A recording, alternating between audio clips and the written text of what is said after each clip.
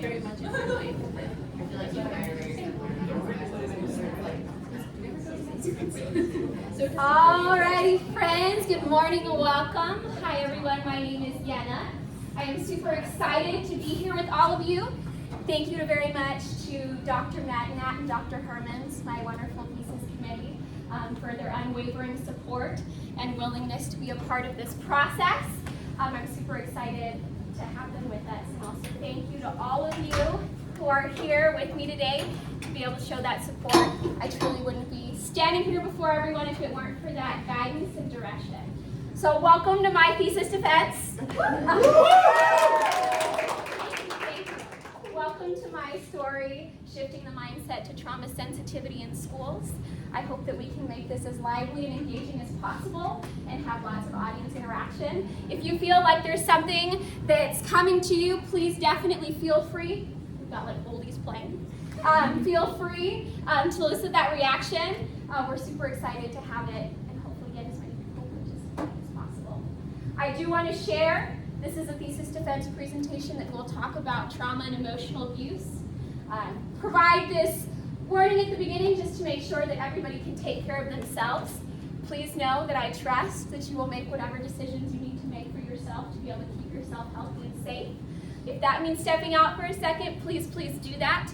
And know that I will also be there to check up on you. Know that I trust that we can hopefully have a fun time together and make it as memorable as possible. Okay, so what I want to start with first is an Indigenous land acknowledgement. So I'm going to read this to all of you just out of respect for the land that we're able to use today for this defense. I acknowledge the 22 Native nations that have inhabited this land for centuries. Arizona State University's 4 campuses are located in the Salt River Valley on ancestral territories of Indigenous peoples, including Yakima, Ohlone-Pima, and Pequash Maricopa Indian communities, whose care and keeping of these lands allows us to be here today for this defense. The next piece, if I have any individuals in the room that have a Champions of Hope or Teachers of the Future connection, this may seem really familiar. If not, I would like to introduce all of you to this statement that I'm hoping we can read together. Hopefully at the beginning and then at the end of the defense presentation, and hopefully we'll make some sense out of why we're saying these specific words as we go through everything. This right here is Rita Pearson, one of my absolute teacher role models, fabulous individual that prioritizes that human connection and understanding relationships and how we build really powerful relationships with kiddos. So what I'm going to do is I'm going to say the line and I'm going to ask all of you to repeat it. We're in like elementary school and we're doing this like repeat after me style. But I promise that hopefully as we go through it'll make sense as to why we're saying these words. Okay? I am somebody. I am somebody. I was somebody when I came in. I was somebody when I came in. I will be a better somebody when I leave. I will be a better somebody when I leave. I am powerful and I am strong. I am powerful and I am strong. I deserve the education that I get here. I deserve the education that I get here. I have things to do. I have things to do. People to impress. People to impress. And places to go. And places to go. Yes, you do. Thank you for participating in that and for allowing us to enter this space. We were somebody when we walked in, and so we're the students that we work with and everybody else that we interact with. So, now we're going to get into the piece. You're probably like, why on earth are you showing me a poorly taken photo of a sign? I'm not a professional photographer, but I tried. My friend Eli was my witness to this. So this reads the Institute for the Science of Teaching and Learning. And I really do think it's important when we're coming into this space and we're presenting about thesis information to talk about how we got here, right? Like why trauma, why emotional abuse, why this sign? Folks, it was a literal sign. And so I want to talk a little bit about how I got here. So when I first came to ASU in 2021, I declared my major as elementary education. I said, I'm going to be a classroom teacher, I'm going to make a difference, case closed. And then I was like, okay, but there's something missing. And then we had a recruitment event with our teachers' college, and we went into Payne Hall 129, and I saw this sign. And I literally stopped, and I was like, there's something missing. I was like, I'm not doing what I need to be doing. And I do have a very personal trauma connection, and I wanted to make sure that my future students have that opportunity to be around individuals that can provide that trauma sensitivity. And so I took this sign and I said, okay. So I went back to my academic advisor the next week and I said, I'm changing my major. She goes, isn't that kind of a rash decision? And I was like, yes, but I have this gut feeling and I need to do it. So I changed my major to educational studies with an emphasis in human and family development. And I said, I'm going to spend more time talking about trauma, because I'm one of those individuals that enjoys talking about trauma. And so here we are thinking about, okay, how can I be able to provide this information to you and also learn from you? Because I'm not coming into this space like I have an entirety of a bank of knowledge to give you. I want to be able to learn from your experiences as well. And hopefully we can create that judgment-free space where we can have those conversations. So sort of what brought me here.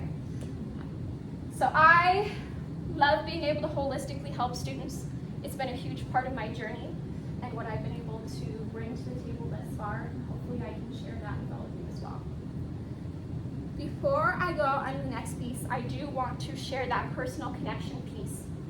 I am very open, transparent about my experiences because I feel like it's important to share in this space why this is happening in the first place. So this thesis focused on trauma at large, but it also focused on emotional abuse. I have been a part of a very emotionally abusive relationship with my biological father. And I think that I've taken my experience with students to a different level and thinking about how can I end that cycle for other students and how can I help students be able to break that process of receiving that re-traumatization so that they can thrive as well. And hopefully we can touch into other people's stories as well. So it comes from a place of wanting to be able to help those students as well. But now what I want to be able to do is I want to be able to provide that interaction with all of you. So hopefully this is going to feel like a badass class. And so what we're going to do is some of the activities that we're going to do are going to require some talking to people and having those conversations with others. Again, please don't feel like you have to talk about very specific things. I'm not necessarily telling you that you have to spell your entire life story, every single possibly traumatic thing that's ever happened in your life, no. But I want us to be able to have some of those conversations of what might be contributing to some of those feelings. So, either with an individual next to you or a group of individuals next to you, everybody's like, these are my people. I'm going to pass out a sheet that we're going to hopefully be able to write on together as a group. If you have a writing utensil with you, fabulous. If you need one, we're going elementary style with the marker crate over there. So if you need a writing utensil, please feel free to come and grab one. Absolutely zero shame. Hopefully there are lots of functional markers and colored pencils in there.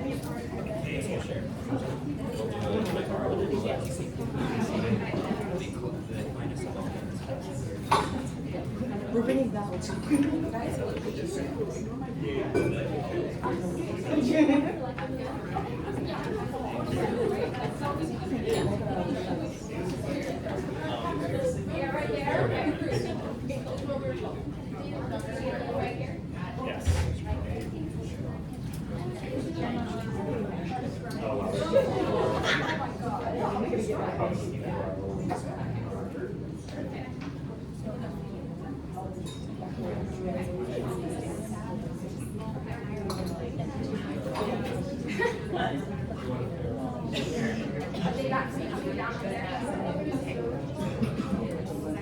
Perfect.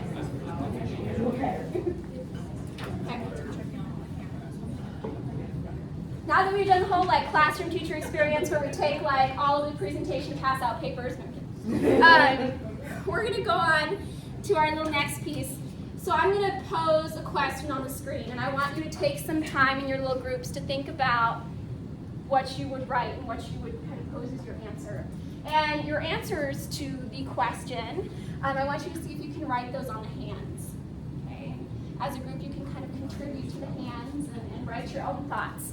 But the question that we're going to be thinking about first is what are some of the things that come to mind when you think of the concept of trauma? If somebody were to say, Jenna, how would you define trauma? What would I say? And I don't necessarily want you to put a whole bunch of thought into it, just whatever comes to mind first. and then we're going to talk about why we think that's significant and why we have to think about those different pieces. Okay?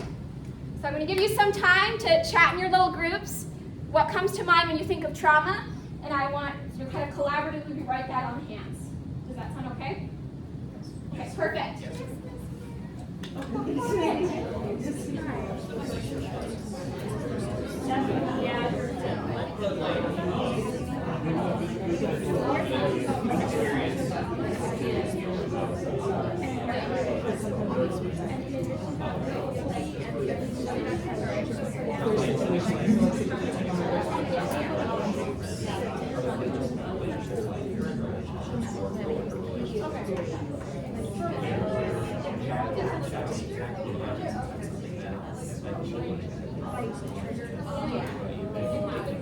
I was thinking of Thesis.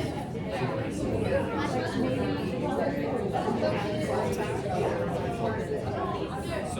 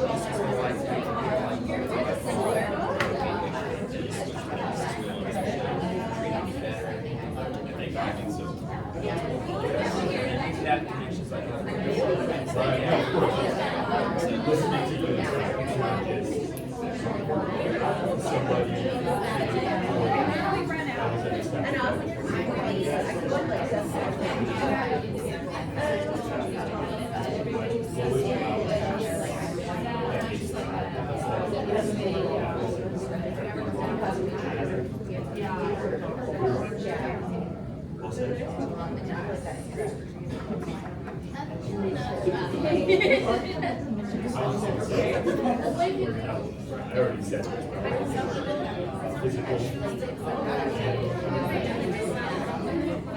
especially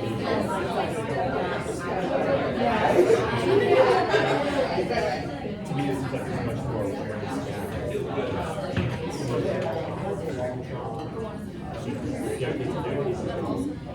There wasn't that awareness that emotional mental health. It's just that yeah,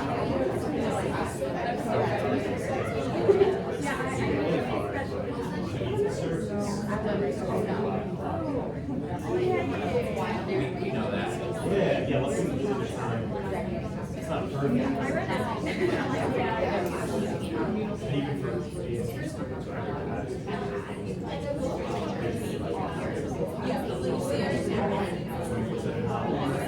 and you also have to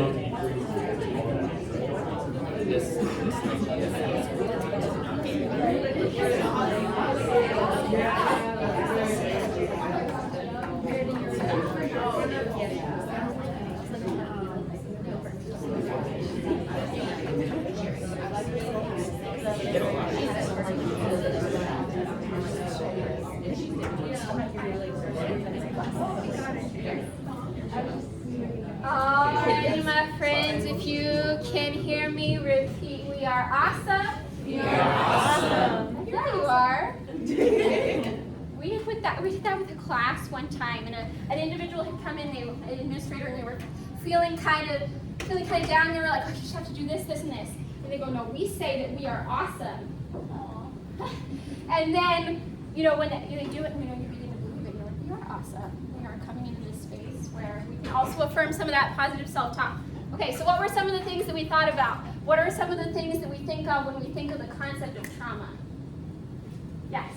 I really like what Cassidy said, was that she thought of a picture and it was like a brain with a Band-Aid on it, so I helped put it into words, so it said mental wound. Yeah. All right, what else were we thinking when we think of the concept of trauma? What are some of the images or phrases or words that come to mind? We talked about how trauma can make us strong or weak and can provide a source of inspiration one way or the other. I love the twists. I love the twists. Was there anybody else that had thoughts that they wanted to share? Go ahead, James. Kind of going on with that there's general consequences that can be positive and negative, but yeah, it's emotional time. Cyclical? Cyclical. Why cyclical? What were some of the thoughts there? About being a cycle. Like I feel like being in a cycle because I guess like sometimes you feel that like you're good, but then it just comes back to you. So you're just going through that cycle at the end of like what you dealt with. So I feel like that's what I interpret. Was there anybody else that had thoughts that they wanted to share? No, that's okay. I know sometimes we're like trauma and everybody's like, no. Okay. Well, I appreciate people taking the time to talk in small groups and for those people who were able to share aloud. What I'm going to do next is I'm going to put a lot of words up on the screen. Please, we don't have to get too overwhelmed. Then we're going to talk about why they're up there. But I want you to just take a little bit of time when they do go up on the screen to think about what they're saying and what they mean. And then when you have a reaction or a thought to one of them, you see something that really stands out to you, or you're like, that's really interesting, I want you to feel free to just say something. Okay? You can be like, wow, that really stands out to me because of this, or that's really interesting. Or wow, that hit a different place because we understand it differently. Okay? So we're ready for all the words. I want you to take some time to just sort of read over whatever you feel comfortable looking at. And then you just let me know what's speaking to you.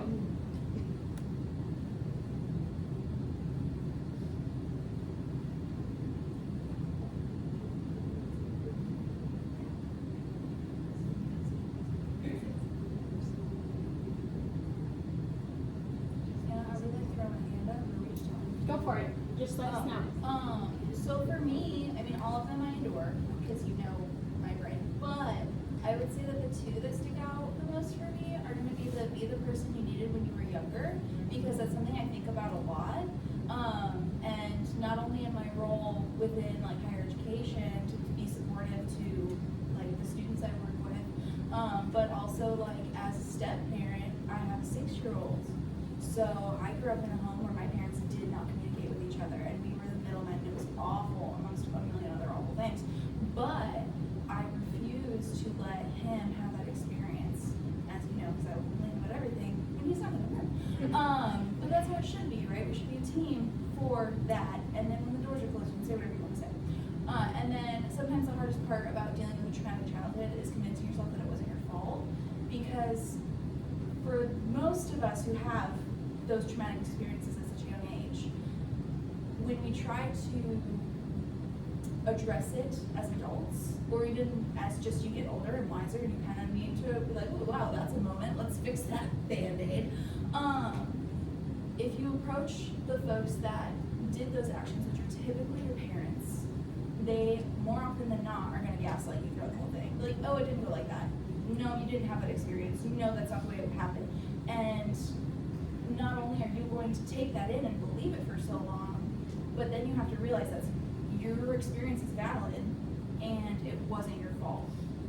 And if it was your fault, owning what was your fault and moving on from that, because you can only control so much. So those are the two that resonate with me the most. Thank you, Cody, for sharing. Appreciate it. Is there anybody else that has thoughts? Yes, Renee. The second one, the unprocessed trauma does not just disappear, it is stored in your body. I am someone who struggles a lot with food sometimes because of different things, but one thing in particular, which I didn't even recognize as kind of a trauma until I got a little bit older, which was my dad has unprocessed trauma from his childhood relating to his mental image of himself in the food, and it led to him oftentimes eating the majority of the food that my mother would make, and it would leave me and my mom with only so much left. And so I started developing the habit of also eating as quickly as I could and as much as I could, which is not a healthy way to eat. So I had to start unlearning to do that to myself and start eating in like healthier portions. But it really, like, I didn't even think about it for years until like I really started looking at the way that he talked about food and then thinking about my own habits. And I was like, that's, yeah. Thank you for sharing.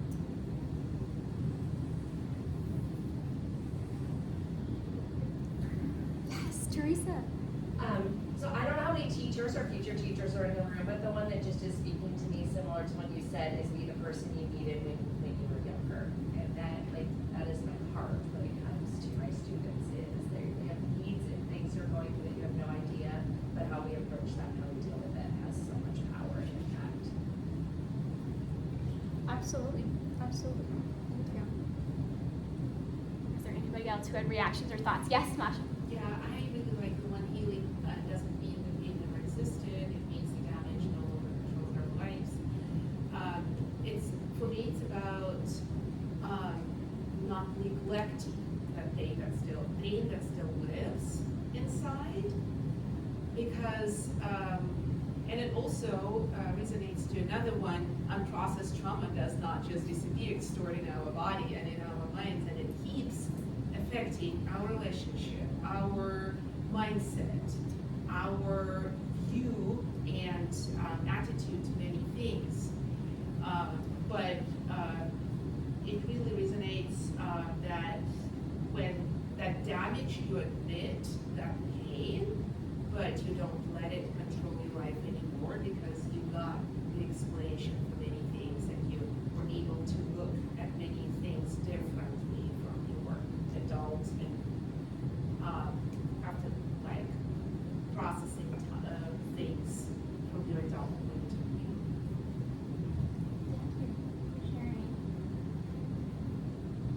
Now I'm going to put it out there that these quotes that you're seeing up here were ones provided by middle and high school students when asked to find quotes that they believe resonate with their understandings of trauma. And they found them and they said, you know, Ms. T, here you go. And I said, these students, you know, they want to feel seen and heard and understood for who they are. And it's important to validate that I nor anybody else in this space or anybody anywhere is ever less than for that which they have been through. And this is an important piece of those students are recognizing what they need. And this is an important step of allowing those voices to be heard. One that I think really, really spoke to me in a very specific way was when all you know is fight or flight, red flags and butterflies all feel the same. It's very, very true. I also really think that this one is important for what we're going to talk about. Trauma doesn't make you damaged goods. There's no such thing. You're a person, not a commodity. And I think it's important for us to shift how we think about that, and hopefully this space can encourage us to think about those definitions a little differently. Okay, so now we take it back to why this was sort of initiated in the first place. My heart has always belonged with the education system and bettering the education system. With current classroom teachers, that's a big target population of who I work with in my role assisting alongside school social workers. And so I conducted a pre-survey. I was like, what do you need? What would be helpful for you? Because I don't want to give you resources and all this other information that you might not be able to utilize or find beneficial given the demands of your current profession and the structure of the current education system.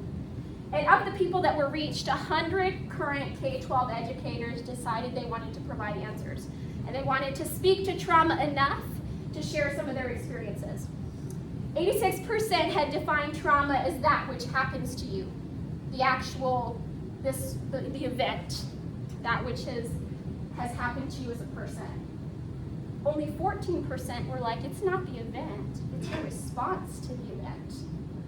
And not necessarily a specific type of response, but it's a response to a traumatic event. And so we're going to talk a little bit about why that's an important shift and why these people we're getting at something that they might not have been able to articulate at the time, but they were thinking about what that could look like.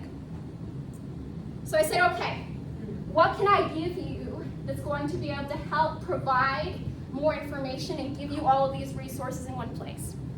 So I decided to go the creative project route, because in the field of education, I wouldn't want to necessarily hand a future classroom educator 30 pages of a thesis and say, have fun, I hope that this is beneficial. They would be like, they would just be like, no, especially when it's about trauma. Because a lot of times, it also touches the educators. It's not like we're just there helping the students, right? I may be giving something to an educator that is equally as triggering and uncomfortable for them as it is for the student. And I have to think about how that meshes together. So I built a web-based resource where I kind of pulled everything that I could related to trauma at large within my scope and emotional abuse.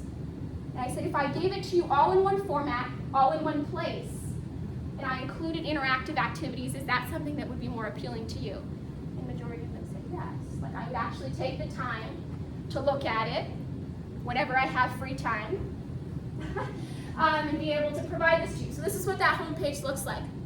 So hopefully throughout this presentation we can go through every piece of it, and then at the end I can show you sort of what that looks like as a culminating piece and product. And hopefully by going through it separately, we can make the information a little bit more digestible. Because I know sometimes it's a lot, even for me, where it's like, neuroscience of trauma? What? Like, not a very science-oriented brain, but thinking about what that could mean. So the first piece is trauma. Actually, what is trauma? And so we wanted to sort of invite individuals to think about how we define trauma and to potentially define it differently. And so there are pieces to it. So this is why, we asked everybody to sort of think about what are some of the things that you immediately think of when you think of trauma.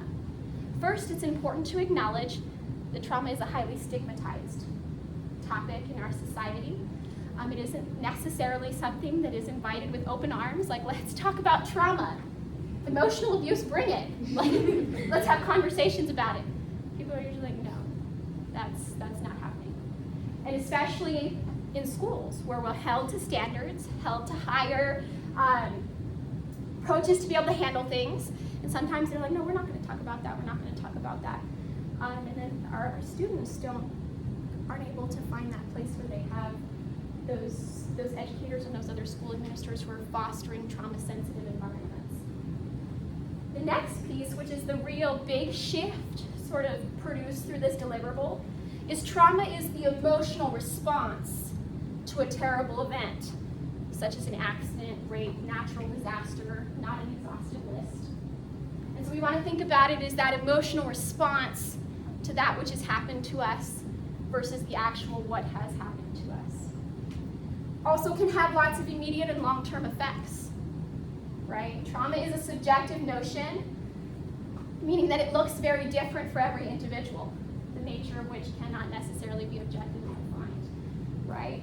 For some individuals, it may include flashbacks. It may include episodes of emotional scares or intense fear, maybe even physical symptoms, like I experienced headaches or nausea, whatever that might look like. It can also stem from multiple domains of abuse, right? Things like physical abuse, sexual abuse, neglect, and then emotional abuse. And I've been a part of a lot of employment positions where they go over your role as a mandatory reporter, all the things that you have to look out for. And oftentimes I'm sitting there and I'm like, okay, I'm seeing physical abuse, I'm seeing sexual abuse, I'm seeing neglect. I'm like, where is the consideration for that which we don't see? And we don't want it to necessarily get to the point where we're seeing it, because then a lot of that damage has already been done, has happened. Again, subjective notion, and right, the impact that it has on the success trajectories of diverse youth, and how it may disproportionately affect various populations of people based on societal norms and identity characteristics and demographics. So we're kind of shifting, encouraging educators and other individuals who work in school settings to consider that shift from trauma is what has happened to you versus trauma is the emotional response to what has happened to you. So let me get to emotional abuse. This is the part where I get very deeply about emotional abuse. And so this is actually coming directly from the One Love Foundation. Emotional abuse being defined as a behavior that isn't physical. Some examples could include verbal aggression, humiliation, manipulation, intimidation, unfolding as a pattern of behavior over time, which aims to diminish one's sense or another person's sense, could even be inflicted on oneself, another person's sense of dignity, self-worth, and or identity. Thinking about what that looks like when you don't see the bruise, and what that looks like. I think that this quote right here is, I think, particularly powerful to express this, and when I saw it, I was like, wow, like that is a part of what it is, right? It reads, there are wounds that never show on the body that are deeper and more hurtful than anything that bleeds. And this is Cyril K. Hamilton. I think it's really important for our students, because I even have students tell me, they say, they can't see the blood, doesn't mean it hurts any less. And I think it's important to bring that to the space of, it is real, it is valid, and it is legitimate, and it is impacting students. And how can we be a part of that space where they feel comfortable coming to us before it turns into a very separate realm of abuse. Okay, so now we get to talk about ACEs. I wish it was a presentation about the playing cards. I don't know how well I could do on something like that. But how many of us in here, when we hear of ACEs, we've heard of adverse childhood experiences, right? So now we're going to talk a little bit about what has brought us to this space and why they're important considerations when we're talking about trauma. In 1998, CDC Kaiser Permanente published a groundbreaking study linking adverse childhood experiences, those traumatic experience before the age of 18, to mental and physical adult health concerns, and to establish what they meant by adverse childhood experiences and what was sort of encompassed in what is traumatic before the age of 18. They developed this 10-question survey, and we're going to be able to take a chance to look at that and think about what is a part of this survey, what may or may not be missing, and things like that. Okay. So we're going to talk about sort of how that study brought in this instrument that individuals could utilize to say, if you have experienced any of these, then you have experienced how they would define it as the trauma that has happened to you versus the emotional response. So again, in our smaller groups, if you wanted to spice it up, you could. But I know some people are like, I found my person. You're just going to be my person for the next rest of our time together. We're actually going to look at this survey, and we're going to think about what are our thoughts when we see this. Please be warned, for some of us who have seen this survey before, you may be very familiar with the formatting of the questions. For some of us who may have not had exposure to it written in this sense, it does use very direct and explicit language to get across the types of traumatic experiences that is hoping to communicate and have people respond to. And so please know that, again, you are in no way obligated to stay on a question if that's not something that you want to look at. But I want you to be able to take some time in your groups to think about, what does this mean for you? If you would like to have one just for yourself so you can actually go through it and calculate a score for yourself, you can. Or just sort of look at the questions and think about as a group, what does this mean? And what are my initial reactions to seeing this? Okay? So I'm going to do the same sort of thing where I'm going to go around and have.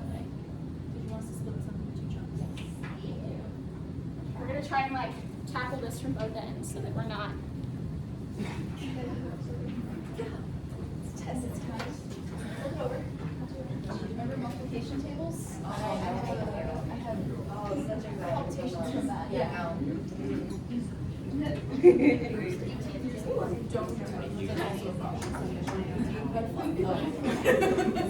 Okay, it's going around. Okay, perfect.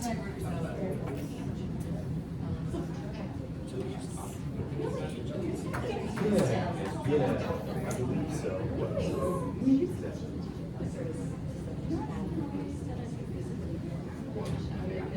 I've experienced pretty good, based on my recollection, this was kind of realizing how on the left side of it, just pretty healthy. Yeah, I was reading some of these.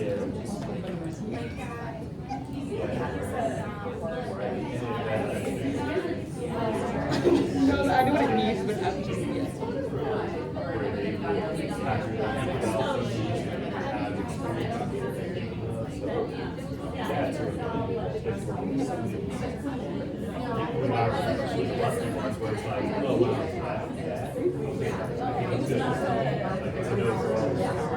better than it's the fact that there's any of that. like the correct number is 0. Sure, yeah.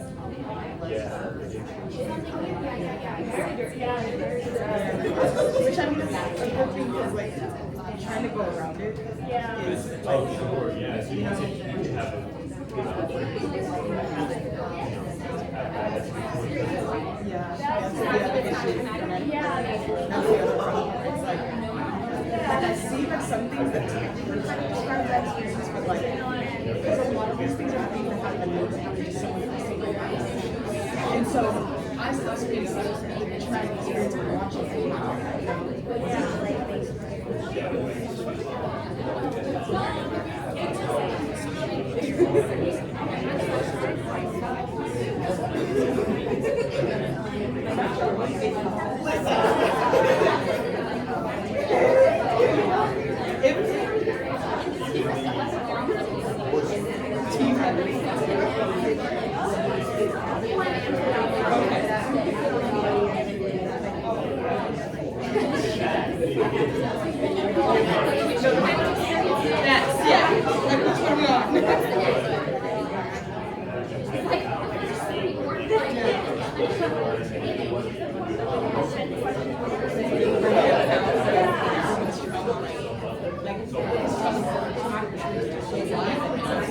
You know, we're so broad that it's not like something, even though this is really direct and good at like saying the exact things that it's looking for, it's not good at the aspect of actually addressing that traumatic experience. Also, you were mentioning about like, is it the actual event that happened or your response?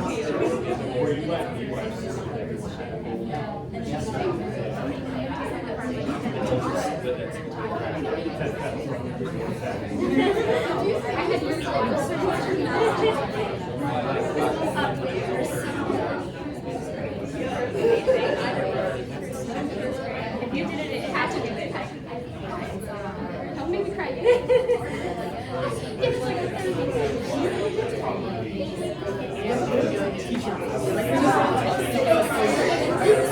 You've been in education, you've been in education.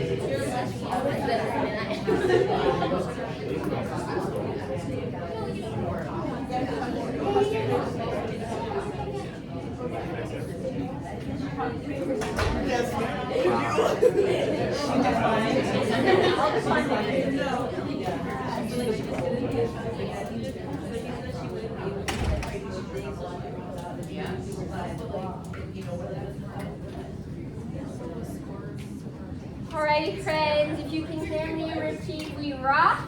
We rock. I love that. I have to like find more like positive affirmations. Okay, so talk to me. What are some of the things that we notice that are standing out to us about this survey? And we're going to kind of discuss with some of these questions in mind, right? So you're thinking about, what do you believe, if anything, is maybe missing from this survey? Do you think it's comprehensive?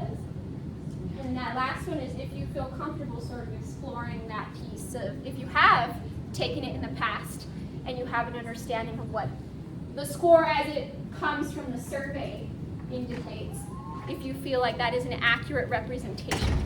Jenna, go ahead.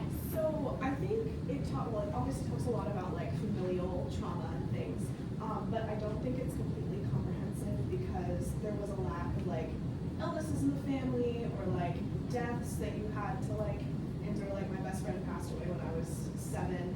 Like I just feel like there's more that could be talked about that's like, you know, people don't always see that, like you said. So it's like, yeah, that's Accurate. Thank you.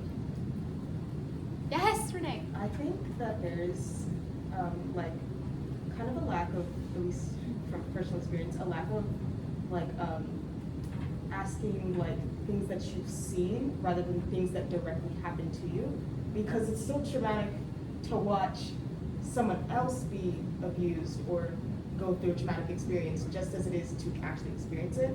And so for me, I don't think it's an accurate representation because I had more experience watching things happen than I did have experience actually having things. Thank you. Yes, Cody. I would like to say that I think it's a good start because you guys are totally right. I mean, if you guys know me, you know that part-time I work with kids, so full-time I'm working with adults, and part-time I'm working with littles. And I do in-home, so I get the nitty-gritty of their lives, which is a blast. But I will say that in addition to that, and trying to be a little more encompassing, I mean, we can only do so much for a 10-question eval. But like as an autistic person, I'm so literal, it's so hard for me to do these. Because I'm like, well, I mean, it wasn't all the time. Like how often is often? I'm like, what's the line here? So I always second guess these. I have to talk to myself and be like, okay, great, your often and their often are two different oftens. You have to think of this as a neurotypical person doing these things. And for a lot of folks that have a lot of trauma in their childhood, they're not neurotypical, they're neurodivergent, and that might be something that impacts them. And that's they don't know anything other than that. So like, yeah, love like happens to everybody though. Like, that's no big deal. I'm like, no, they weren't like totally hit, but like, you know, my dad punched the wall a lot. Not mine, but he'd have to fix it. But I think that that's something to consider with these in general. The good thing is though is it gives you a conversation point, because that's what I do like with my therapist. I'm like, what do we mean by that? And it gives us a point to go. Thank you. Yes, Dr. Hermans. The preface that I'd say is, I think it was really important because it did really forward the conversation in important ways to bring it to the forefront. The only thing directly to your question that I don't see here is the trauma, any kind of question about experiencing war or refugee kind of thing because of war. And that's often listed, like when people list cases and traumatic experiences, that's always there. But it wasn't in the survey. We got lots of folks who are coming to us, particularly refugee populations, whose children and they themselves have experienced.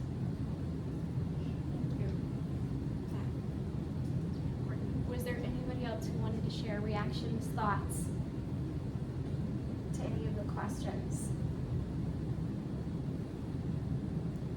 Okay.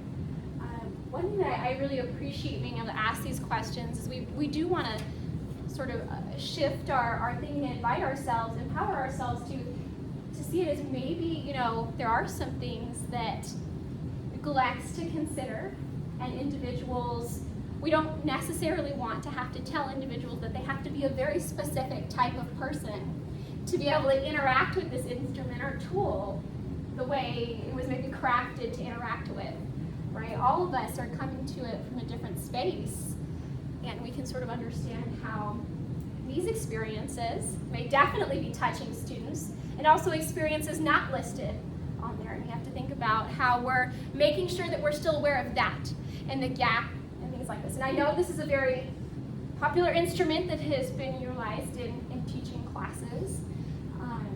And also in some K-12 environments, but we want to make sure that we're not necessarily just bringing any of our K-12 classes and just administering the ACEs test. And just saying, we're just going to fill this out, we're going to go through all this, because that can also be a very traumatic experience for students.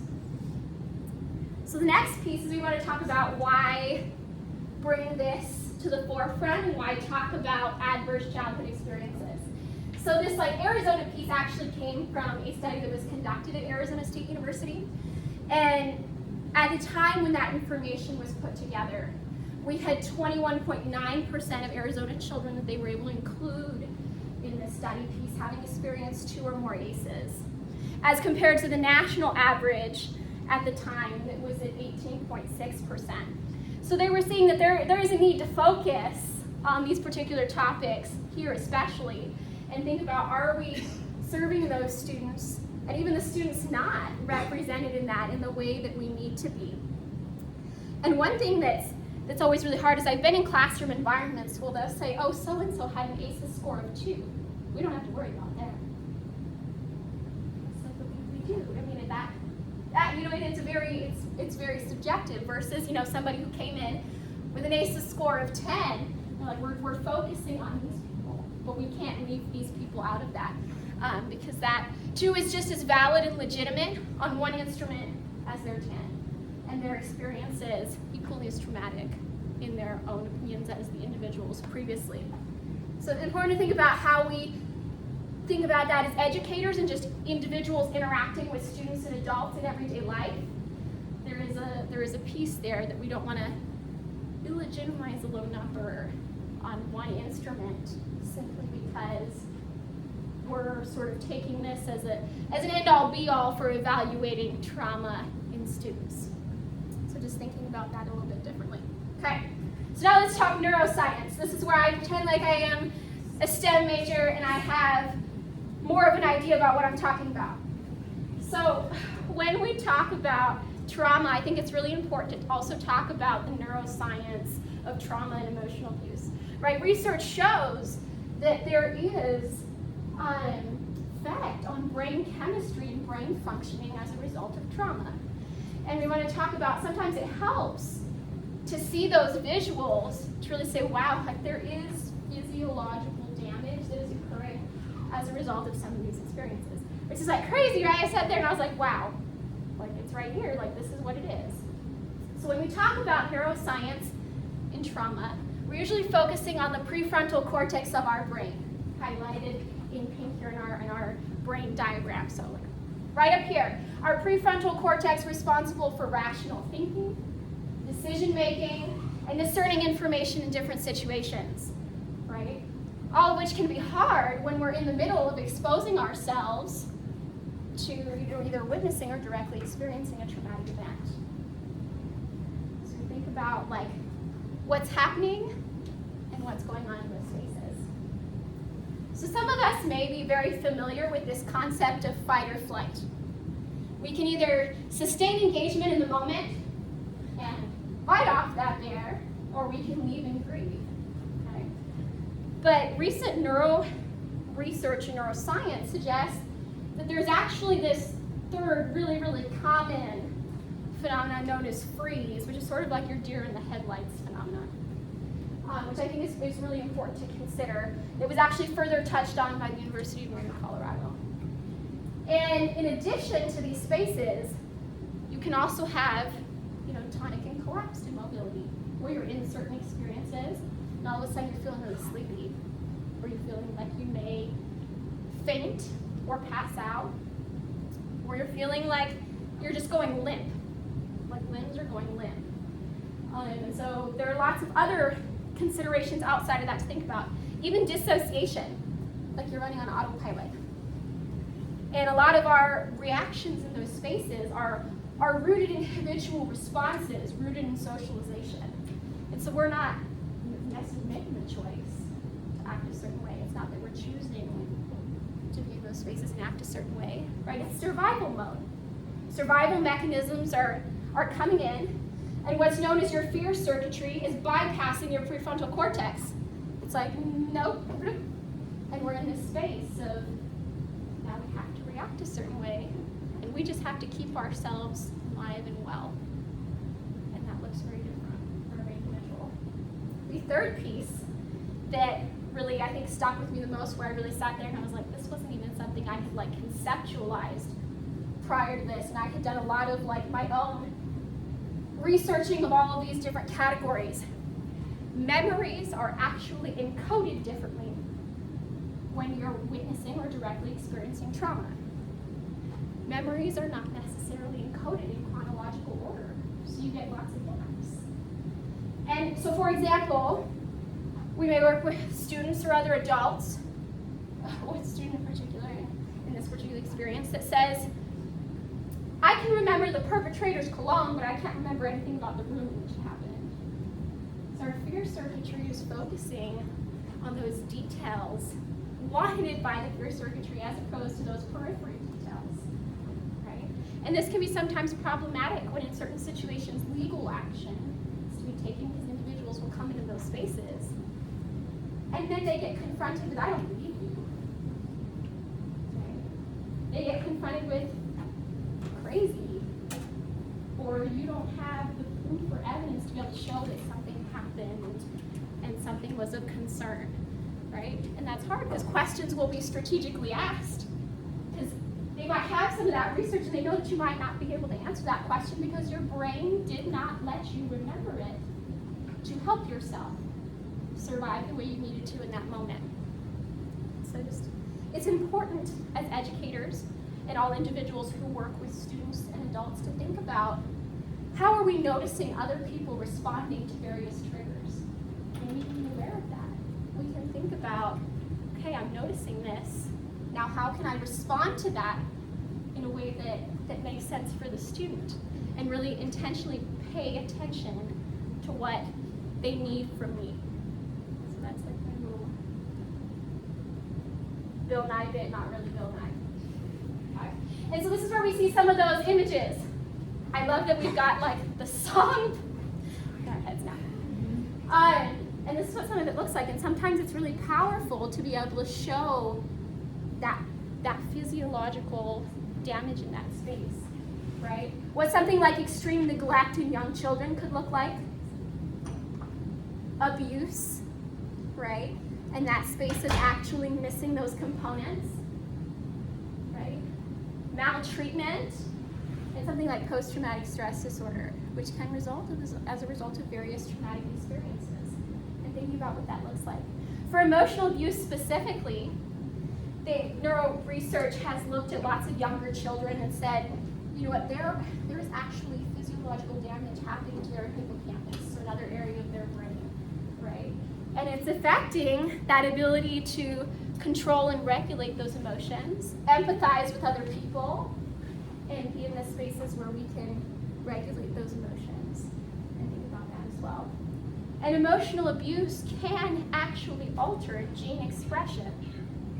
What? Can actually alter gene expression and cause increased likelihood for epigenetic alterations, such as an increased likelihood of experiencing depression.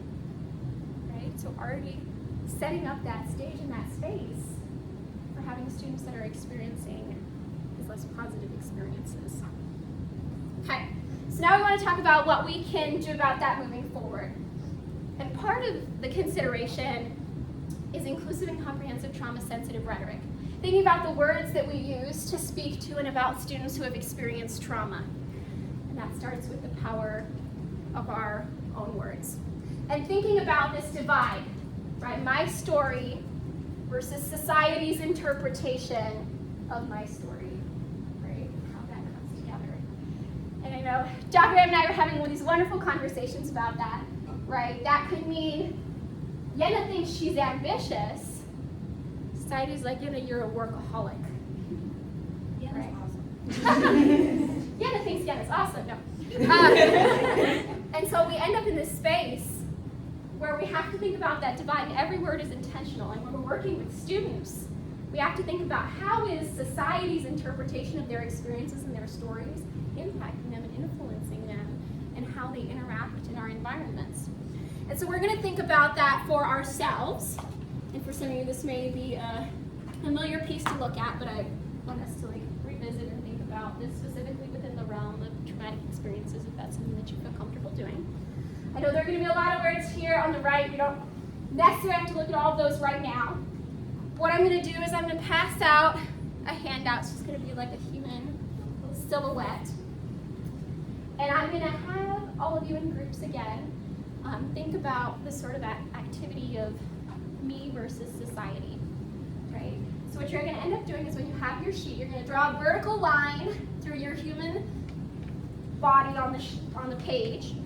You're going to label one side me and one side society. And then you're going to think about how would you define your identity and your experiences to date and how they have influenced you.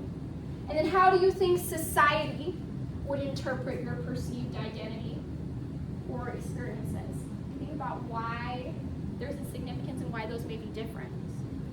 Right? Think about if you had to kind of put on the aerial view of your life and yourself, what is society in your eyes maybe seeing of you and why that may be significant or different. Okay? So we're going to do a little thing like this again.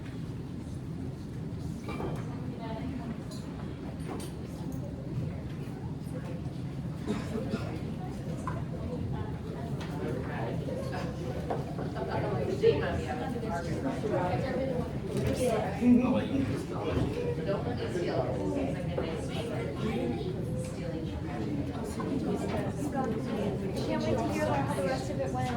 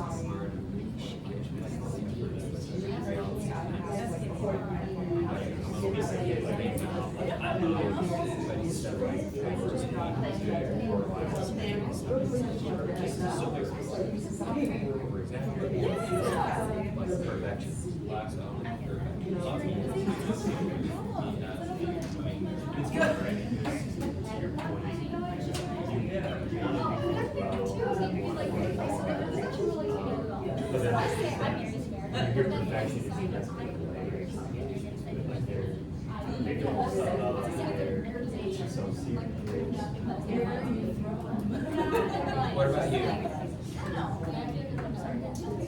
I would say, really focused on service.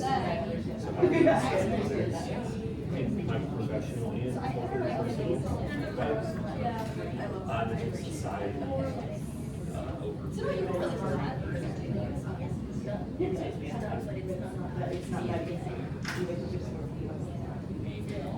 Oh yeah. No, go ahead. Yeah, no, I'm just excited to accept cliche, but like married to the job, married to the, I would say certainly there's a lot of ways I was focused on finding people effective teachers, which involve lots of hours of practice, but I think sometimes the society or the post-study, I think it's a job, like your job is now which in my opinion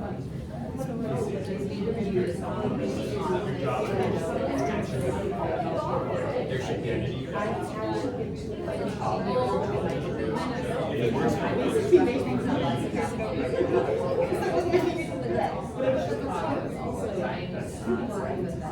There should be application, there should be work color, and there should be certain, no work on the weekends idea, not realistic, but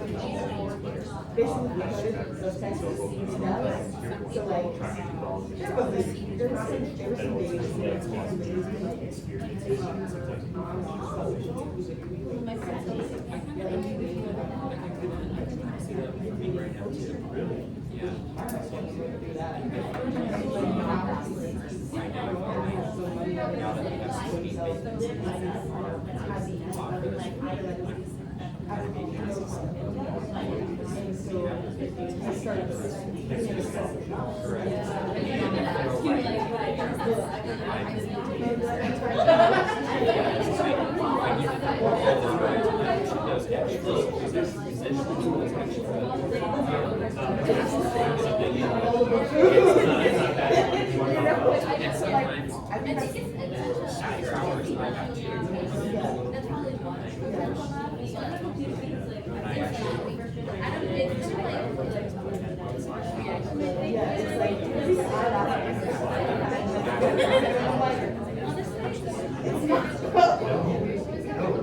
But it's just kind of it's their mindset,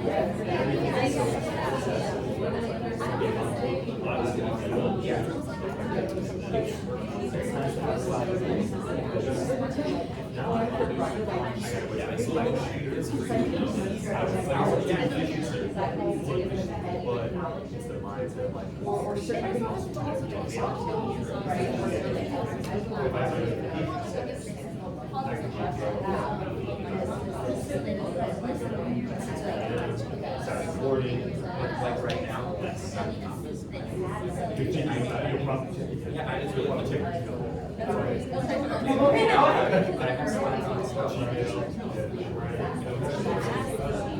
All the trying to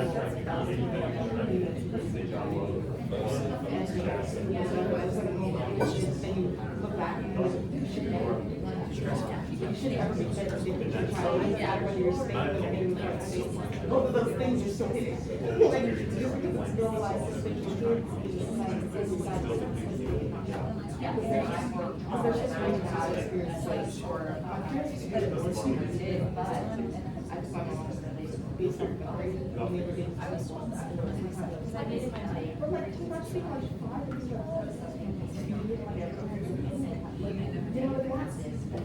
it's scary, and then you get older, and especially the times that I've experienced here. I know about it. I know Jenna and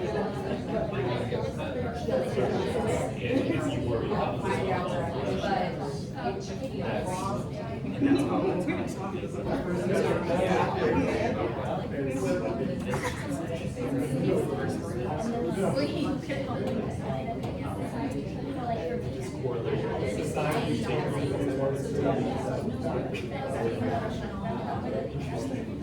Were you worried about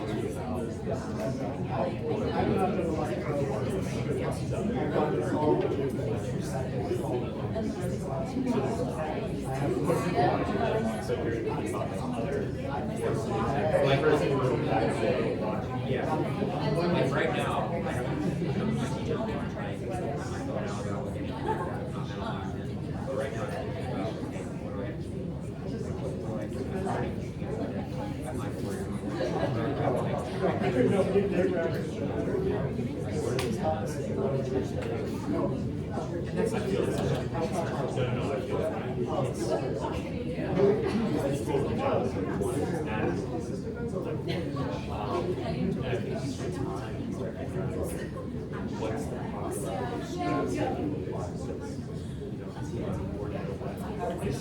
All right, friends, if you can hear me repeat, we are fabulous. We are fabulous. Perfect. We're cycling through positive adjectives. I love it. Okay. Is there there anybody who would like to share some of the things they got put on their side and so why they felt those words came to them? Yes, Dr. M. I actually had 3 of them happen yesterday, which is kind of wild. So I'm a lifelong learner. I love to learn.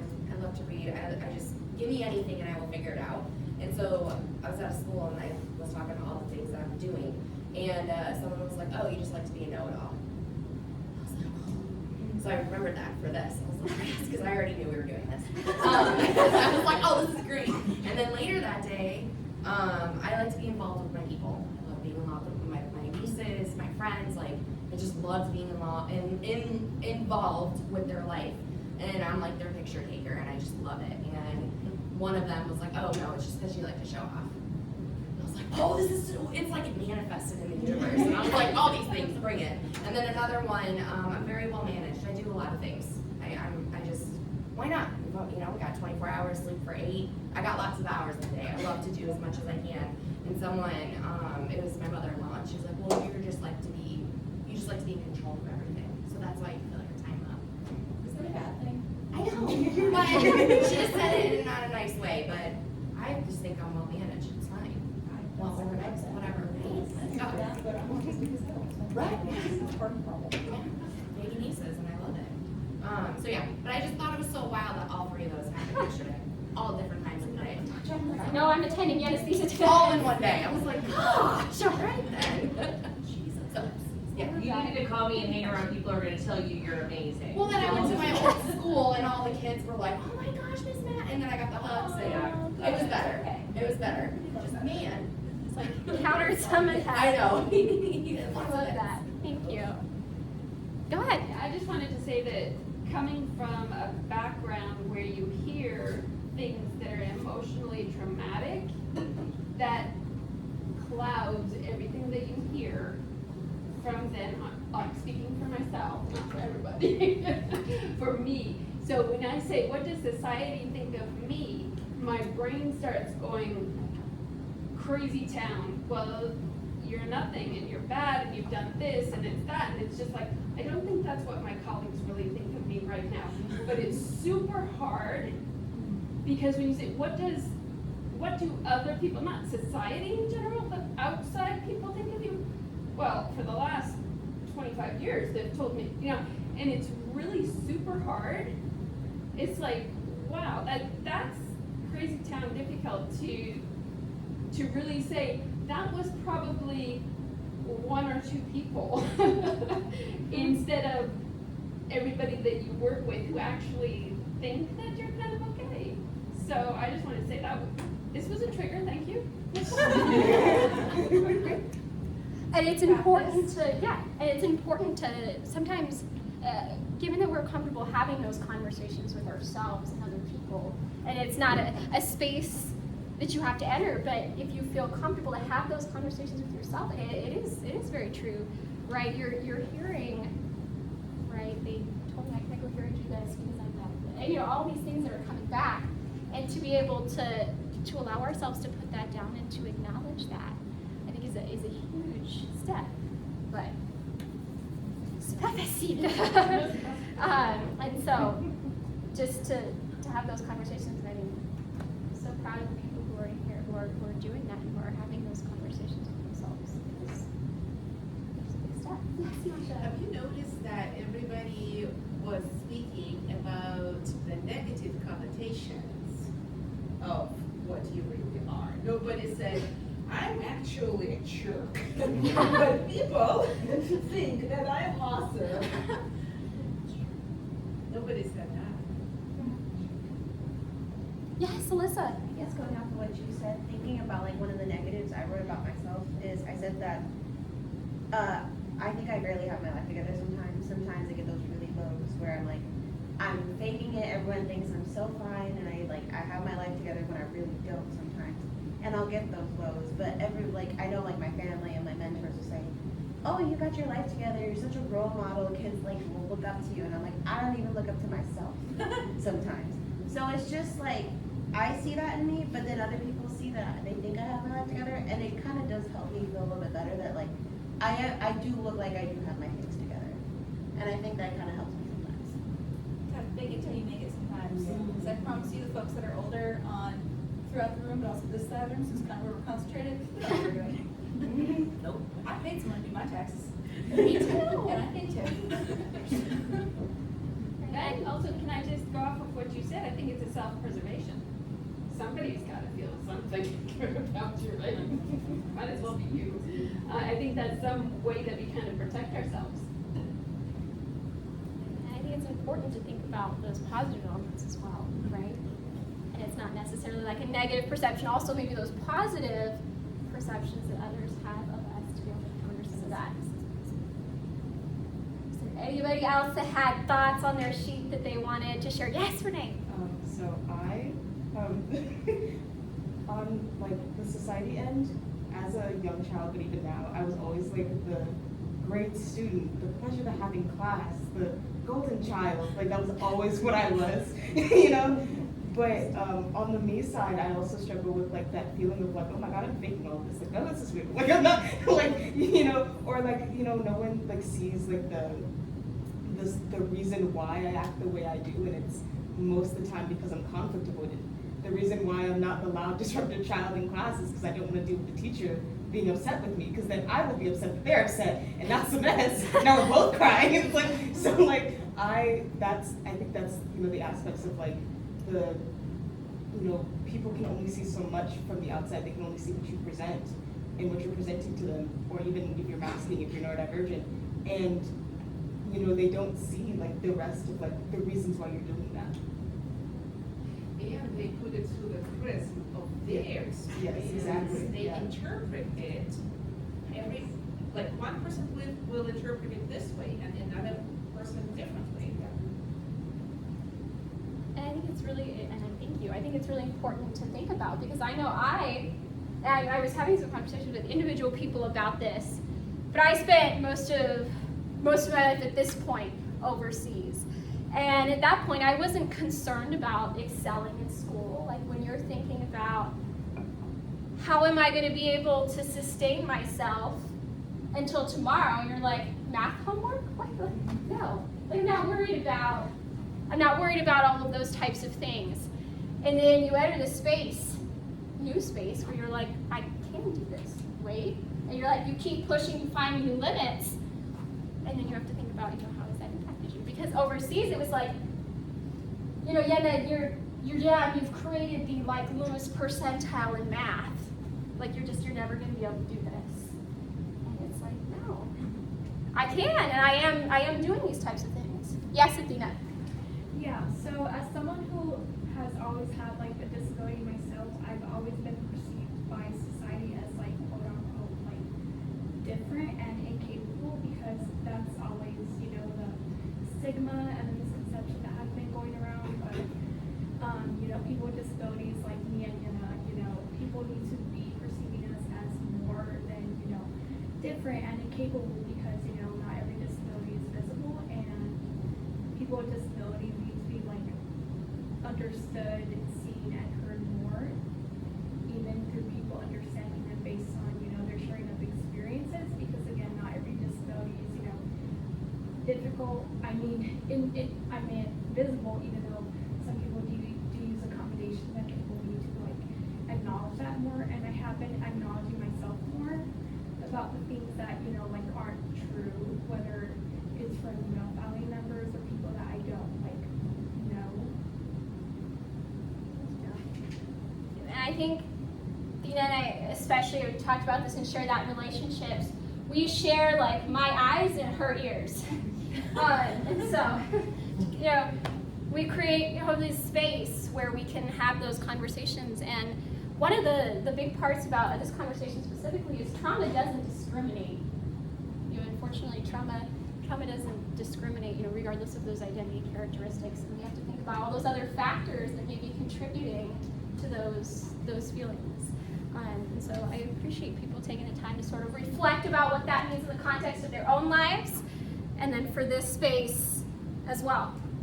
So one of the amazing things about talking about the importance of trauma-sensitive rhetoric is we can talk about it as sort of like this cyclical series of steps, right? And Child Trends, which is a nonprofit research center, actually believes that these are sort of the 4 R's involved in implementing and sustaining trauma sensitivity in schools.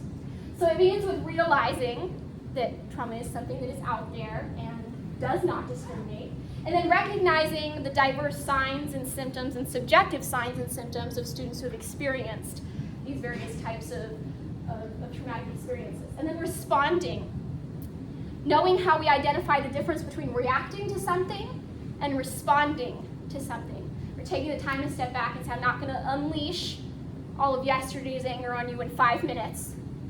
I'm going to think, instead of I'm telling you to, hey, you have to sit down, it's like, hey, how can I support you? How can I be there to be able to help you? And then resisting re-traumatization, which is the step we're in right now when we're talking about the words that we use. We don't want to necessarily intentionally or unintentionally use words that are going to end up re-traumatizing our students. We have to be thinking about there's a lot involved in that. And so thinking about this framework and including that resisting re-traumatization, because we can follow all these other steps. But then if we're just kind of coming back to this, we're re-traumatizing and re-traumatizing, how can we make that complete? And so then we think about a little bit more on the psych side. We're bringing out Bronfenbrenner's ecological systems theory model and thinking about there's a lot that impacts an individual's development. Systems interacting with systems, systems interacting with the individual, right, either directly or indirectly. There's a lot going on. And so there's this ecological approach to resilience. How can we help educators and other individuals who work with students to be able to understand that there's a lot influencing that? And it's not just one individual or one system. There's a lot compounding. And students aren't necessarily walking into classrooms, leaving all of that at the door. They might cross that threshold, okay, ready for logarithms. There's a lot happening, and we have to think about, there's an interesting story with that. And thinking about how all of those come together to build that individual, right? And it's so diverse because everybody's experiences within those systems are so different. So it's not even like, well, all of these systems will just impact you a certain way. No, it all looks very different as well. So then we get to applying existing frameworks. So this is where like the bulk of the website resource came into play. It's like, how can we not reinvent the wheel, but utilize frameworks that are already in existence to help people build trauma-sensitive schools? And the first one is what is known as healing-centered engagement, developed by Dr. Sean Jin Wright, a professor at the Harvard School of Graduate Education. And he argues that trauma-informed this and trauma-informed that, because it's probably something that we may be familiar hearing, like trauma-informed teaching, trauma-informed learning, everything is trauma-informed, is incomplete. Because we don't want to necessarily become so trauma-informed that we've forgotten the individual, right? Now all of a sudden you just are what you've experienced, and we're not necessarily just thinking about the individual. So his framework is strengths-based. We're focusing on the assets that you bring rather than the deficit culture that we could create. It's culturally grounded. How do I think about your funds of knowledge, what you bring in? And it's also focused on that collective view of healing. How can we promote that space for students? And it has 5 main components. It has agency, culture, relationships, meaning, and aspirations. So I'll kind of start with the culture, right? Having restorative conversations about identity. Allowing healing to be the restoration of identity. Bringing in those restorative justice programs in schools so that we're not just saying, you've been suspended for a week, go home. Well, what happens when I'm sending that student home? Home may not be a place where those conversations can happen, and we don't want to say, I'm going to hope I see you next week. We want to be able to have those spaces where they feel great. Relationships, this is where I get some of the fun stories, and please feel free to give a little laugh. It is kind of crazy, some of the things that are going to happen. But I think Dr. Bruce D. Perry really brought it in really well, and he co-authored a book, What Happened to You, with Oprah Winfrey. And they talk about this idea that relationships matter, and the currency for systemic change is trust. We build trust by having these happy, healthy relationships with students, and people, not programs, change people, right? And so this is where the fun story comes in. I had the pleasure and honor, really, because I enjoyed the students, working in elementary, middle, and high school classrooms, and even over the summer with some of our trio scholars with Upward Bound. And they told me I had to teach an ACT prep class. I was like, with my score, who would want to be teaching an ACT prep class? Are we setting them up to succeed or what? And it was with juniors, and there were questions related to Algebra 2 and trigonometry. I have a very adverse relationship with math. Has always been that way, so I'm going to try not to give myself hives as I'm explaining this.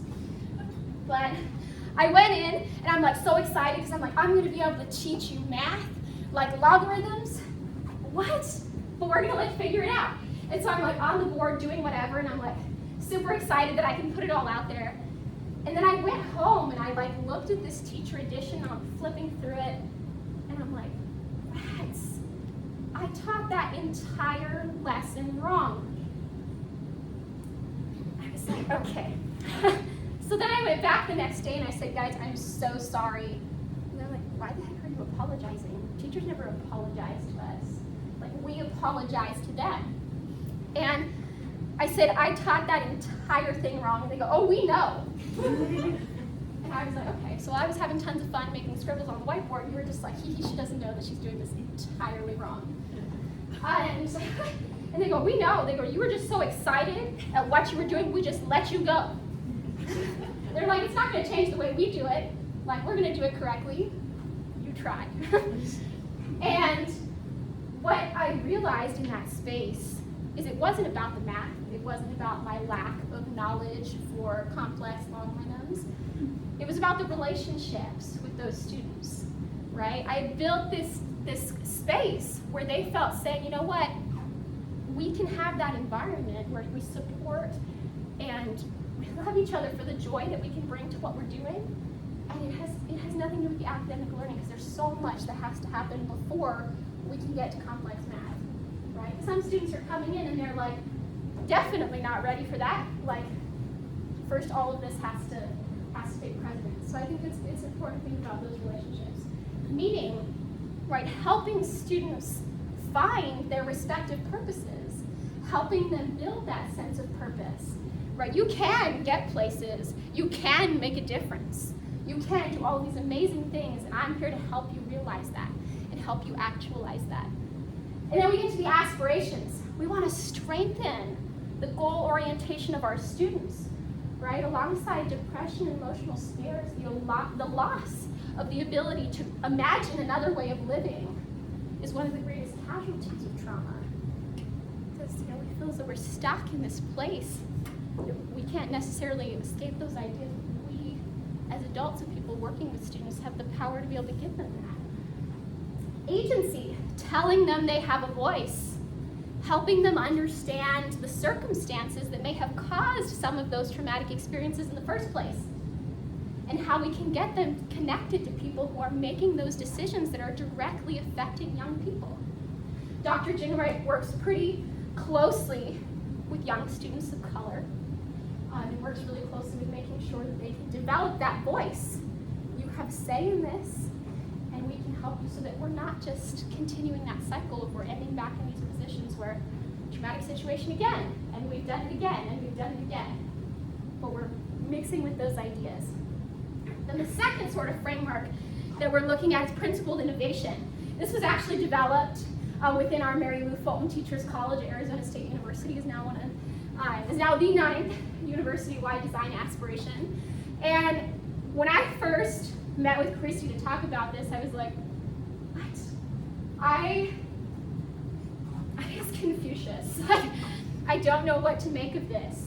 And I realized that it needed something that we could apply it to. Something that we could give it this larger meaning and purpose. And I said, well, has anything ever been done with trauma? And they were like, no. I was like, okay, so we're gonna figure this out. So there are 4 larger domains, if you will, that make up this framework. Talking about moral, civic, performance, and intellectual characteristics. How we utilize new ideas, innovate new ways of making change. Right? Humanity lives in a very volatile, ambiguous, and complex world. And we're not necessarily going to tackle and solve issues alone.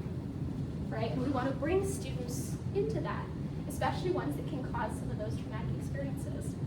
And so I decided to focus on 4 of the practices, talking about designing creative solutions, navigating uncertainty and mitigating consequences, talking about reflecting critically and compassionately.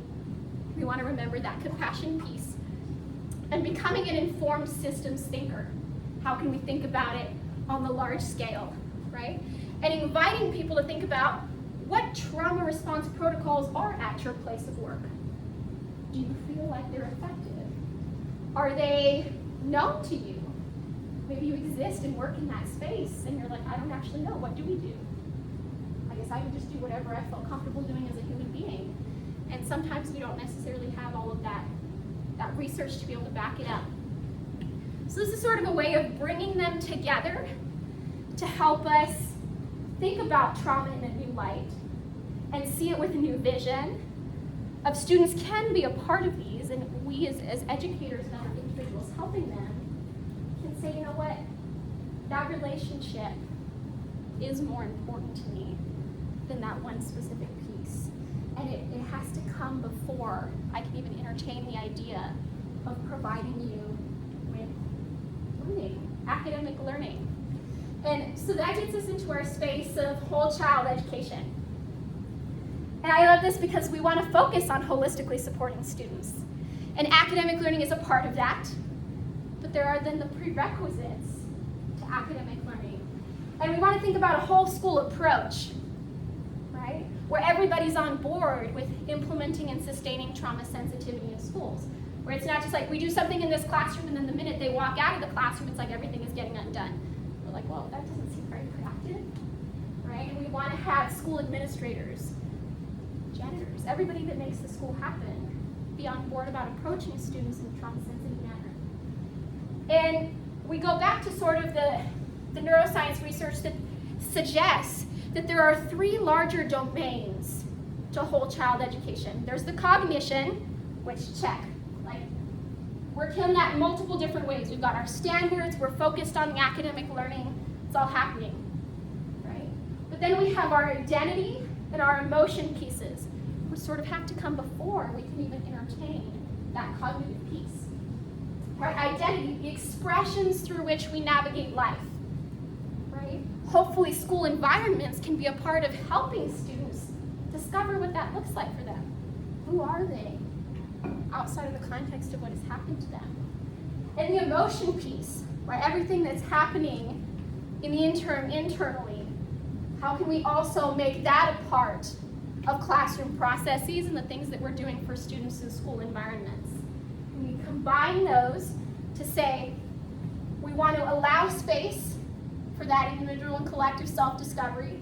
We want to allow space to make sure that students are thriving academically and succeeding. And we want them to also know that we're making note of how they're feeling and how that's impacting the spaces that they're entering. Okay. So then we get to the actual strategies in the resource. The educators can look at and say, okay, what can I actually do for students? And these extend beyond those environments too, not just in classroom spaces. Right? And part of that starts with understanding the differences between equity and equality. Equality, a beautiful notion, we want individuals to be treated equally. Absolutely. But when we're utilizing that equity mindset in this particular space, we're saying that I may not need the same thing as James does, right? And there's a dynamic of, thank you, James. There's a dynamic of, it looks different, and that's okay, because we're being equitably equal to make sure that as a result of the experiences that I've been through, I'm being provided these very specific services and ways of navigating the classroom that allow for me to be successful. And that may not be what other students need, right? Not all students wear the same shoe size, right? A lot of different shoe sizes, right? And the next piece is classroom safety. Are we establishing spaces that feel physically safe for students, right? And research suggests that even having like an anchor spot or an area in the classroom that's designated for a very specific task, they were like, if you're just feeling like it's really, really a lot right now, this is where you can go, and you have that space there consistently every single time, right? Making sure that classroom procedures, rules, are communicated clearly, are consistently enforced, so students aren't like, wait, my routine has been completely flipped, and now I don't feel as regulated. Then there's peer support. Changing the narrative from this is my classroom to this is our classroom. And this is our environment. And encouraging students to take you up on that and become a part of the classroom processes, right? And be a part of that environment. And modeling that type of respect and language that you want students to utilize, right? And they will pick up on everything, right? And how you model that as well. Student empowerment. Students might not come into classroom, informal, or formal learning spaces knowing how to say no. They might not know how to decline that which they don't like. And we have the beautiful ability of being able to show them how to do that. Maybe they didn't have that space in their home environments to be able to say, no, I don't want that. Because maybe there were harmful repercussions as a result of saying that. But in the classroom, we can empower them to respectfully say, you know what, that's not something that works for me. And that's okay, because I can find that for myself. Identity considerations. Understanding students' funds of knowledge. Right? Students aren't necessarily walking into the classroom with clean slates, and they're like, hey, we're perfectly ready to do all of this stuff. Nothing that I just did like 5 minutes ago is going to impact me. Right? Understanding cultural language, you know, every type of consideration that's impacting them, and just making ourselves aware of what that does. And then avoiding that traumatization piece. Picking up on those students who, when we have fire drills, or when we have lockdown drills, like this, it's putting them in a space where we have to consider how that makes students feel, right?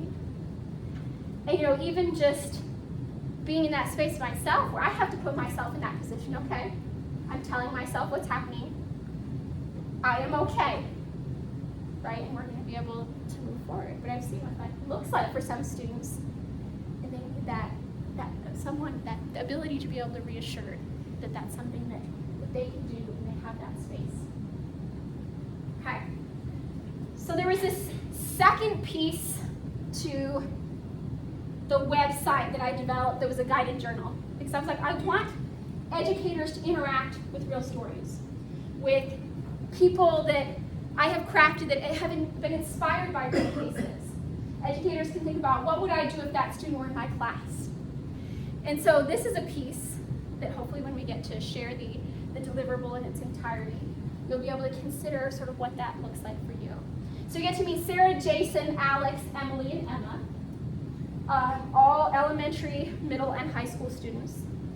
And if anybody is familiar with the Freedom Diaries, I've seen the movie with Hilary Swank. Love Erin Girl. So diary style entries. This is my story. This is a piece of what I take home with me. What would an educator do with that? How would they be able to respond now that they've been able to go through all of this? So that's a piece of what this is sort of hoping to bring. Okay, now I want to kind of show you very briefly what that looks like in its entirety as the website. So this is My Story Matters, Shifting Trauma Sensitivity in Schools. And we've been able to break it down throughout this presentation, but now you can sort of see what it would look like through the lens of an educator coming to this resource, saying, where can I find information about helping my students in this capacity? So there's the what is trauma piece that we had talked about, talking about ACEs. Again, it goes into it in much more depth, finding your ACE score, that personal reflection, the subjectivity of trauma, and understanding that it does look different for every student. You get to that emotional abuse piece, right? What is emotional abuse in length? And how can we also affirm that we're not saying that emotional abuse is the end-all be-all, there are no other forms of abuse. We have to make note of that, that abuse is abuse, should never be tolerated, and to create that awareness about those that are less visible. The neuroscience of emotional abuse, right? Seeing those pictures, understanding what that looks like and what that means. The importance of trauma-sensitive rhetoric, identifying why those words are important. Words can bring us, build us up, and they can also tear us down. And we don't want to necessarily be the purveyors of words that are not encouraging students to be able to resist that re-traumatization piece. And then it goes more into the different frameworks, right? Healing-centered engagement, thinking about that collective view of healing and understanding. And Dr. Jen writes words on that culture, that relationship. Ultimately, we never want to be like, what's wrong with you? Yeah. Then when we go to what happened to you, we may be able to learn a little bit more about the circumstances, but we're still not really focused on their strengths. So then when we go to what's right with you, how can I build off of your strengths to help you succeed? Because ultimately I'm here to help you be successful, regardless of those trauma pieces. And then we go to principled innovation at MLFTC. What is it? How can we create these clusters and domains where we can help students think about these concepts differently and catalyze for change? We have this framework that allows you to approach and say, I want to make a difference. I need the right questions. And we've cultivated those questions that are specific to how do you recognize how students interact with classroom environments? How do you think about the system level processes that may actually be unintentionally or intentionally impacting those students as well? Right, on the institutional level, what does that look like? Thinking about that as well. And then it goes into whole child education, right? Understanding what that whole school approach looks like. And videos embedded throughout, right? And where we were modeling some of that already when we were saying, if you can hear me repeat, we are awesome, and everybody's like, we are awesome. When you do that and you encourage that all the time, not only are you getting the class's attention, but you're intentionally having them practice positive self-talk. Because I know somebody comes in, they're like, I am awesome. I am doing this. Like, this is what's happening. And then our prerequisites to academic learning, thinking about the cognition, the identity, the emotion, and how we bring that into the space. Inclusive trauma response strategies, right? How do we think about equality, equity, and how we utilize that mindset to be able to prepare students for success in an environment where that trauma doesn't discriminate? And how do we build those capabilities for students? That classroom safety, having those areas where they can say, this is my spot that I can always visit when I need that type of support. And then addressing that emotional abuse piece specifically, right? Establishing trustworthiness and transparency with students. Right? Being present for students, right? Even just in any context. I know I've had conversations with individuals about this, and I'll stand by the door. So, oh my gosh, like, kid, you come in, like, high five for today, fist bump, whatever that looks like, and really remain invested and present in their lives. And emotional check-ins, right? Taking that intentional 10 minutes or so to say, how are you? Happening in your life right now, and how can I bring this into the space to acknowledge that I'm human too. And as an educator, I can participate in that conversation, and they can see that within me as well. And then trauma-sensitive classroom activities, which we will get to in a second with an activity for ourselves. And then that guided journal piece, where educators can actually go in and think about, how would I respond to these people's stories, and be able to have that environment with them as well. And then crisis resources, which are provided throughout the entirety of the resource, so that when people are working through this, if something is not feeling comfortable on a specific page, they say, take me directly there. And that isn't just for students, that's for the educators viewing the resource, because we know that those educators may be coming to this space knowing that I may need that for myself and my family as well. And so it's provided in that capacity too, and a comprehensive list of references that talks about all the research that went into putting that together as well. Okay, I'm going to quickly shift back here, and then I'm going to see if I can. Okay, so now what I want us to do before we close out our time together is I want us to hopefully leave on a positive note that we can carry ourselves with. And this is something that has absolutely been done with students. And they said, Misty, why fingerprint? Your fingerprints, hopefully in ideal situations, don't change. And we want to hone in on that, the positive qualities that you believe you possess and the strength you give yourself as a result of your experiences don't change, just like your fingerprints. So this is something that I'm going to ask that if you feel comfortable that everyone takes a copy of. We should have enough for that to happen. Of course. And then, let's see.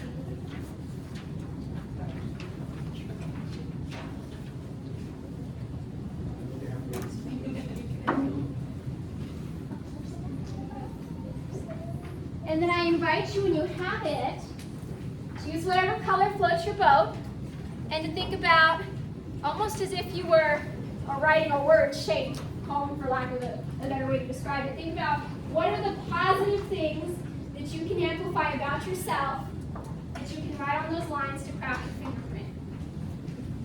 What makes you the fabulous human being that you are? And to write that out. And this is something that hopefully you can take with you and keep as a reminder that those positive things don't change.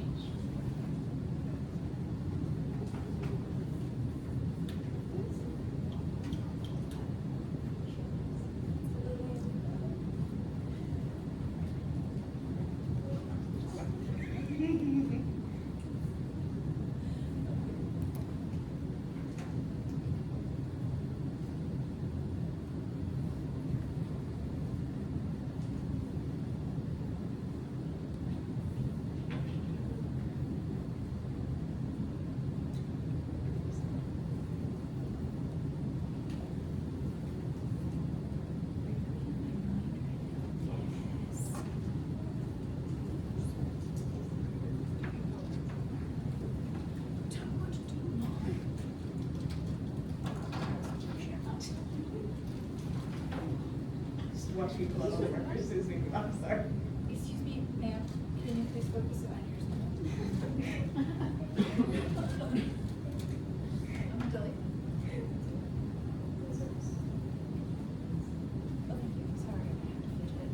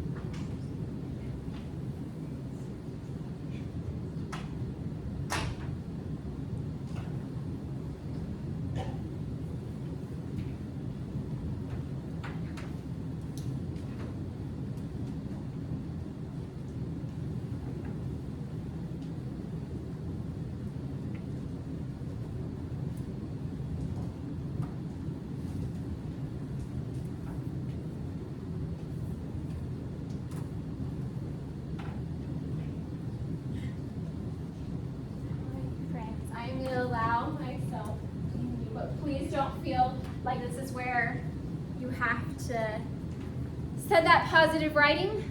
I'm gonna ask us to repeat something anyway, even though it was quiet. Sometimes I'll do this in classes where they're like, we weren't saying anything, so why are we repeating we are rock stars? But if you can hear me repeat, we are rock stars. We are rock stars. Period, okay. So, as we're wrapping up our time together, I do want to share my friend Clint with you in video. That hopefully I will just allow it to speak for itself, and then we can come together and address questions and other comments. So I allow you to meet my friend Clint. I have a lot of memories when I was a child. One that's always stuck out to me though was when I was about 10 years old, and I was in school, and I struggled.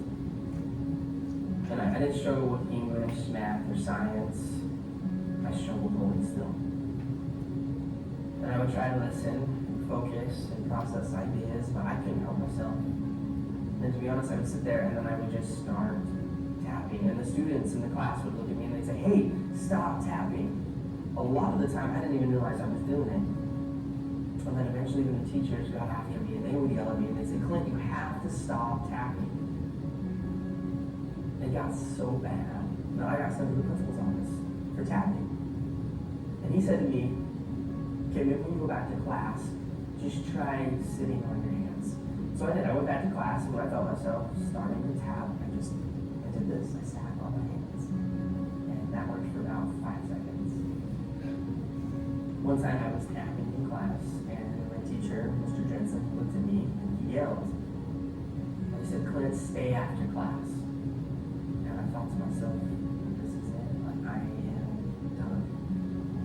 Now, I've always been the type of person that believes that a single moment in time can change a person's life. And this was one of those moments for me that I will never forget. So I was sitting there with Mr. Jensen and in the classroom. And he walked past me and he sat next to his desk and he said, Clint, come here. I want to talk to you. And as he looked me right in the eye, he said, no, I need you to know something, you're not in trouble. But I do have just one question that I have to ask you. And he asked, he said, have you ever thought about playing the drums? And in that moment, Mr. Jensen, he leaned back and he opened the top drawer of his desk. And he reached in and he pulled out my very first pair of drumsticks. And he held them in his hands and he looked at me and he said, hey Clint, you're not a problem. I think you're a drummer.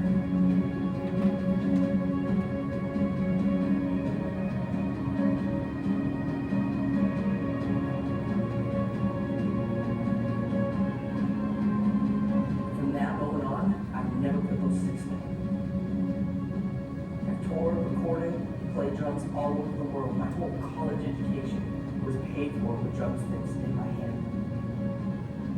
Just because of a single moment in time when somebody believed in me and he saw something in me that I didn't even see within myself. And from that moment, I learned that there's a difference between being the best in the world and being the best for the world.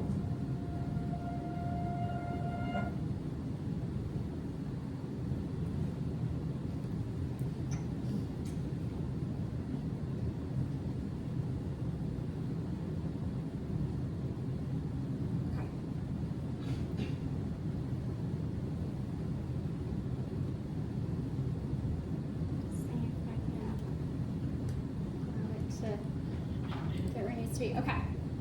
Before I formally thank people and ask people for questions and comments to be able to share in this space, as promised, I want to return to this statement, and I want us to be able to say it together and think about affirming, and hopefully we leave with this positive, I am somebody, okay? So I'm going to say the phrase, I'm going to ask you to repeat it. If you want to put like all of yourself into it, wonderful. But we're going to do this together. I am somebody. I am somebody. I was somebody when I came in. I was somebody when I came in. I will be a better somebody when I leave. I will be a better somebody when I leave. I am powerful and I am strong. I am powerful and I am strong. I deserve the education that I get here. I deserve the education that I get here. I have things to do. I have things to do. People to impress. People to impress. And places to go. And places to go. Yes, you do. Alrighty, my friends. This is where, especially for my wonderful community, if you have questions, comments, things that you would like to share, please do. I enjoy this space.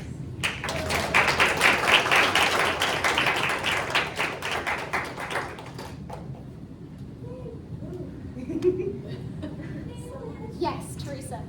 You know how emotional I get, I'm gonna hold it together. You did amazing. You took this huge resource that I know you spent so much time, energy, effort, and you pulled it apart so that it's very attainable for everybody in this room to be able to access. That's huge. I want to give permission to you and to myself and to everyone else that we're not gonna do this perfectly. So when we mess up, that we just apologize and keep doing, keep trying.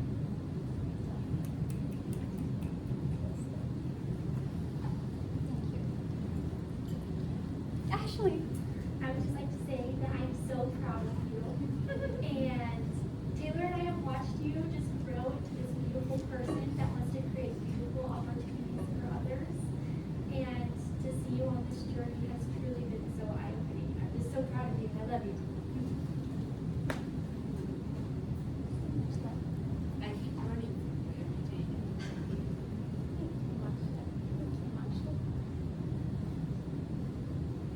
If I say anything, I'm gonna cry. And you're gonna always cry. So I'll just make you cry in December when you have to cross the stage. we're gonna postpone the cry. But what I want to do before I formally thank everybody is I have put together a promotional brochure for this project. I know some of you were like, I preemptively get my hands on this, thank you. If you haven't had a chance to, please on your way out, there are also inspirational quote stickers. The back of this pamphlet includes, wow, that was a mouthful of a word, a QR code to the entire website resource, so you get access to all of the activities and all of the wonderful things that happen. So please, there is also social media information on there that is in the works. This is a post-graduation goal of mine as well, to try and continue this and build off of it. So feel free to test and make sure everything works. Because tech savvy, that took a lot of energy for me. But please, if it's something that you would be able to pick up, to be able to just have and support and continue learning and love, I would immensely appreciate it. I am now going to get to my very end of the long-winded thank you. This means more than you will ever know, that you shared this space with me and that you were able to come and you were willing to listen and participate. You matter in this space right now, and you matter to the lives of all of the individuals that you continue to touch every day. Please know that, coming from the most sincerest place possible. Thank you for sharing this space with me. Thank you for all of your support along this journey. Thank you for allowing me to present to you. And I cannot wait to be able to continue this space with each and every single one of you. Thank you, thank you.